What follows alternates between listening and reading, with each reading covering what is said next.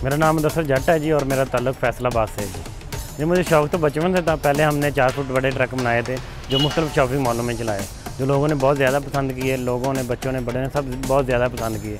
तो वहाँ पे ये था कि छोटे बच्चे तो एंजॉय कर लेते थे लेकिन बड़े नहीं बैठ सकते थे उस पर। तो हमने कहा कि एक ऐसा ट्रक बनाएं जो डबल डोर हो, ऊपर भी बच्चे बैठ सकें, नीचे भी बैठ सकें। इसीलिए हमने ये बड़ा 12 फुट ट्रक बनाया है जी। देखिए, मैं पहले छोटे बनाता था, गत्ते के बनाता था स्कूल दौर में। उसके बाद मुझे पता चला कि ये हमारी पहचान है। वो कह लें जो मेरा शौक़ था वो जुनून में बदल चुका। तो मैंने कहा कि इसको इंशाल्लाह हम दुनिया भर में लेकर जाएंगे जी इस चीज़ को। इस पे तो पहले छोटे पे तो हमने काफ़ी तजर्बात किए थे, ठीक हो गया। इस पे हमने ये जो टेक्नोलॉजी, इलेक्ट्रिक टेक्नोलॉजी है, जो हमने चाइना से परचेज़ की है, ठीक हो गया।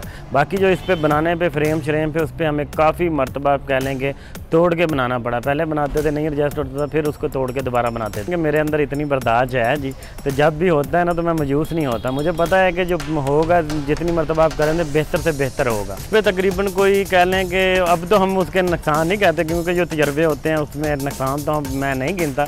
लेकिन यह है कि तकरीबन कोई 3 लाख के लगभग वो चीज़ें हमारी हुई हैं जो कह लें कि हमने ख़रीदी थी, नहीं इस्तेमाल हुई जी। तो जो खर्चे की बात की जाए तो तकरीबन कोई 12 लाख तक खर्चा आया इसका हमारा। ये हमने पहले तो सबसे पहले हमने रक्शे के टायर इस्तेमाल किए हैं, ठीक। और जो इसके फ्रेम की बात की जाए तो फ्रेम हमने खुद बनाया है। पिछला हिस्सा हमने खुद बनाया, आगे वाला हिस्सा हमने खुद बनाया। इसके अंदर जो स्टीयरिंग इस्तेमाल किया वो हमने होंडा का इस्तेमाल किया है।